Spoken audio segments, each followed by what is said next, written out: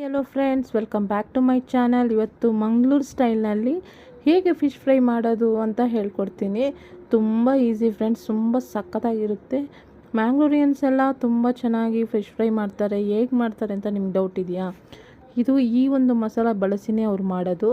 ತುಂಬ ಟೇಸ್ಟಾಗಿರುತ್ತೆ, ತುಂಬ ಸಖತ್ತಾಗಿರುತ್ತೆ. ಆ ಒಂದು ರೆಸಿಪೀಸ್ನ ನಿಮ್ಮ ಜೊತೆ ಶೇರ್ ಮಾಡ್ಕೊಳೋದ್ರಲ್ಲಿ ನಾನು ತುಂಬ ಹ್ಯಾಪಿಯಾಗಿದ್ದೀನಿ. ಮತ್ತು ನೀವು ಇದನ್ನು ಸ್ಕಿಪ್ ಮಾಡಿದ ಹಾಗೆ ನೋಡಿ, ಆಗಲೇ ಗೊತ್ತಾಗೋದು ನಾನು ಹೇಗೆ ಮಾಡ್ತಾಯಿದ್ದೀನಿ ಅಂತ. ನಿಮ್ಮ ಹತ್ರ ಒಂದು ಶುಭ ಸುದ್ದಿಯನ್ನು ಹೇಳಬೇಕು ಅಂತ ಇದ್ದೀನಿ. ನಾನೊಂದು ಬಿಸ್ನೆಸ್ ಸ್ಟಾರ್ಟ್ ಮಾಡಿದ್ದೀನಿ. ಮಿಲೆಟ್ ಮಾಲ್ಟ್ ಪೌಡರು ಮತ್ತು ಸೀರಮ್ಮು ಮತ್ತು ವೆಯ್ಟ್ ಲಾಸ್ ಪೌಡರ್ ಎಲ್ಲ ಮನೇಲೇ ಮಾಡಿ ಸೇಲ್ ಮಾಡ್ತಾಯಿದ್ದೀನಿ. ನಿಮ್ಗೆ ಯಾರಿಗಾದರೂ ಬೇಕಾದಲ್ಲಿ ನನ್ನ ಒಂದು ಯೂಟ್ಯೂಬ್ ಚಾನಲ್ನಲ್ಲಿ ನನ್ನ ನಂಬರ್ ಹಾಕಿದ್ದೀನಿ, ನೀವು ಆ ನಂಬರ್ಗೆ ವಾಟ್ಸಪ್ ಮಾಡಿ.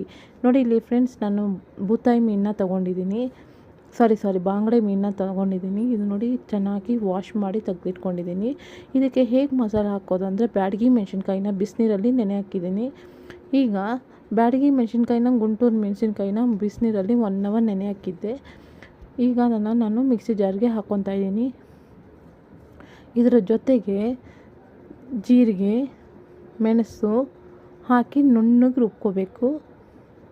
ಹುಣಸೆಹಣ್ಣ ಕಿವುಚಿದ ನೀರಿದ್ದರೆ ಇನ್ನೂ ಬೆಸ್ಟ್, ಅದ್ರೊಳಗೆ ಹಾಕಿ ನುಣ್ಣಗೆ ರುಬ್ಕೋಬೋದು ನೀವು. ನಾನು ಆಲ್ರೆಡಿ ಹುಣಸೆಹಣ್ಣು ನೀರು ಹಾಕಿಲ್ಲ, ಯಾಕಂದರೆ ತರಿಯಾಗಿ ಬರುತ್ತೆ, ನುಣ್ಣಗೆ ಬರಲ್ಲ ಅಷ್ಟು ಮಿಕ್ಸಿಲಿ. ಇದ್ರ ಜೊತೆಗೆ ಶುಂಠಿ ಬೆಳ್ಳುಳ್ಳಿ ಪೇಸ್ಟ್ ಆಗಿಬಿಟ್ಟು ಸ್ವಲ್ಪ ಅರಿಶಿನ ಚೆನ್ನಾಗಿ ರುಬ್ಬಿಟ್ಟು ನೋಡಿ, ಇವಾಗ ಪೇಸ್ಟ್ ಆಗಿದೆ. ಇವಾಗ ಅರಿಶಿನ ಪುಡಿ ಹಾಕ್ಕೊತಿದ್ದೀನಿ. ಹುಣಸೆ ಹಣ್ಣಿನ ನೀರನ್ನು ಹಾಕ್ಕೊತಾ ಇದ್ದೀನಿ. ನಿಂಬೆಹಣ್ಣು ರಸ ಹಾಕ್ಕೊತಾ ಇದ್ದೀನಿ. ಇಲ್ಲ ನಿಂಬೆಹಣ್ಣಿಲ್ಲ ಅಂದರೆ ನಿಮಗೂ ಹುಣಸೆಹಣ್ಣು ರಸನೇ ಸ್ವಲ್ಪ ಜಾಸ್ತಿ ಹಾಕ್ಕೊಳ್ಳಿ. ರುಚಿಗೆ ತಕ್ಕಷ್ಟು ಉಪ್ಪು ಹಾಕ್ಕೊಳ್ಳಿ. ಇಷ್ಟು ಮಿಶ್ರಣ ಸಾಕು. ಈಗ ಇದನ್ನು ನಾವು ಫಿಶ್ಗೆ ಅಪ್ಲೈ ಮಾಡಿಕೊಡೋಣ. ಎಲ್ಲ ಥರದ ಫಿಶ್ಶಿಗೂ ಒಂದೇ ಮಸಾಲಾನ ನೀವು ಟ್ರೈ ಮಾಡ್ಬೋದು, ತುಂಬ ಚೆನ್ನಾಗಿರುತ್ತೆ. ನೋಡಿ ಫ್ರೆಂಡ್ಸ್, ತುಂಬ ಕಲರ್ಫುಲ್ಲಾಗಿ ತುಂಬ ಸ್ಪೈಸಿಯಾಗಿ ಚೆನ್ನಾಗಿರುತ್ತೆ. ಈ ಒಂದು ಮ್ಯಾಂಗ್ಳೂರಿಯನ್ಸ್ ಎಲ್ಲ ಇದೇ ಥರ ಫಿಶ್ ಫ್ರೈನ ಹಾಗೆ ಮಸಾಲ ರೆಡಿ ಮಾಡೋದು ಮನೆಯಲ್ಲಿ. ನೋಡಿ ಫ್ರೆಂಡ್ಸ್, ಎಲ್ಲದಕ್ಕೂ ಅಪ್ಲೈ ಮಾಡಿದ್ದೀನಿ. ಇದು 1 ಅವರ್ ಚೆನ್ನಾಗಿ ನೆನೆಲಿ. ಇದೊಂದು ಫಿಶ್ಶಿನ ಮೊಟ್ಟೆಗೂ ಅದೇ ಮಸಾಲದಲ್ಲಿ ನಾನು ಮಿಕ್ಸ್ ಮಾಡಿಟ್ಟಿದ್ದೀನಿ. ಈಗ ಪ್ಯಾನ್ನ ನಾನು ಸ್ಟವ್ ಮೇಲೆ ಇಟ್ಟಿದ್ದೀನಿ. ಇದು ಬಿಸಿಯಾದ ನಂತರ ಸ್ವಲ್ಪ ಎಣ್ಣೆ ಹಾಕ್ಕೊತಾ ಇದ್ದೀನಿ. ಯಾವತ್ತು ಪ್ಯಾನ್ ಫ್ರೈ ಮಾಡಿದ್ರೇ ಫಿಶ್ಶಿನ ಟೇಸ್ಟ್ ಇರೋದು, ಮತ್ತು ಅದರಲ್ಲಿರೋ ಪ್ರೋಟೀನ್ ಎಲ್ಲ ನಿಮಗೆ ಫುಲ್ ಸಿಗೋದು. ನೀವು ಡೀಪ್ ಆಯಿಲ್ ಫ್ರೈ ಮಾಡಿದರೆ ಅದರಲ್ಲಿರೋ ಪ್ರೋಟೀನ್ ಎಲ್ಲ ಹೋಗ್ಬಿಡುತ್ತೆ. ಯಾವತ್ತು ತವಾ ಫ್ರೈ ಮಾಡೋದ್ರಿಂದ ಟೇಸ್ಟು ಚೆನ್ನಾಗಿರುತ್ತೆ. ಮತ್ತು ಈ ಥರ ಒಂದು ಮಸಾಲ ಬಳಸಿ ಮಾಡೋದ್ರಿಂದ ನಿಮಗೆ ಡಿಫ್ರೆಂಟಾಗಿ ನೀವು ಟೇಸ್ಟ್ ಮಾಡಿದಾಗೆ ಅನಿಸುತ್ತೆ.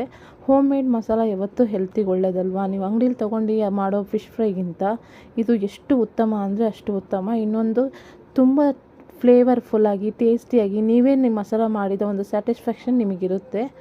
ನೋಡಿ ಫ್ರೆಂಡ್ಸ್, ಈಗ ಫಿಶ್ ಫ್ರೈ ಮೇಲೆ ಸ್ವಲ್ಪ ಕರ್ಬೇವಿನ ಸೊಪ್ಪು ಹಾಕ್ಕೊತಾ ಇದ್ದೀನಿ ಫ್ಲೇವರ್ಗೆ.